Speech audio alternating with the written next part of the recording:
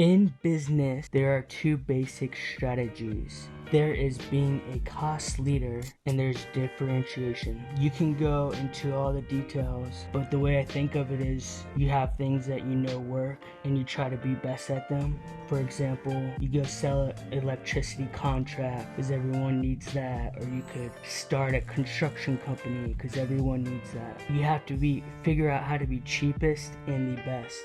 This strategy allows you to do things that are simple in substance, but you have to compete.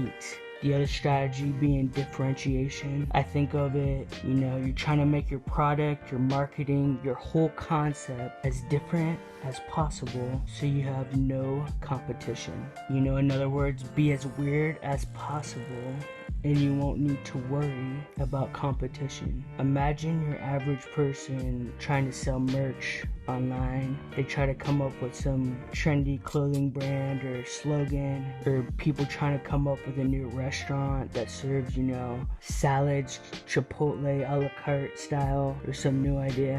People are nature.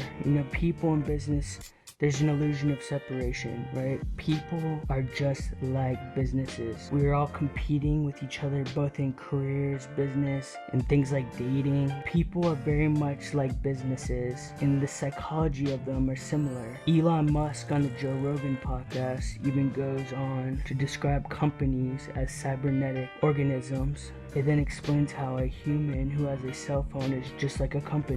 Republicans and Democrat supporters, I notice, seem to be attracted to these two types of strategies.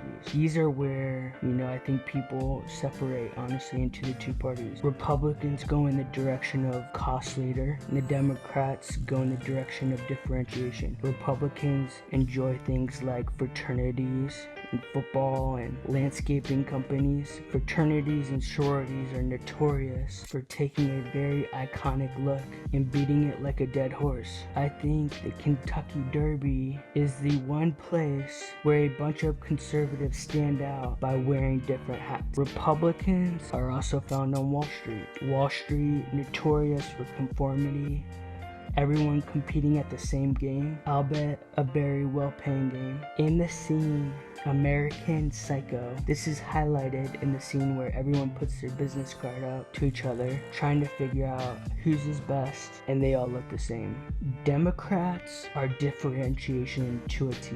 Imagine Lady Gaga and Odell Beckham Jr. being the definition of liberal America. Always bored, always trying to separate themselves and get attention and cause shock value. In liberal America, being the same is boring, and it means you have no freedom or authenticity, So in business, they call these two strategies competitive strategies. In politics, they don't really have a name for it. In psychology, I think you can refer to sociology or behavioral psychology in terms of what I discussed. Really though, what we are looking at here is a new subject, the emergence of politics, psychology, and business. And I, folks, am going to go ahead and name this for the singularity. I will call it socio-cybernetic mimicry. Thank you, guys.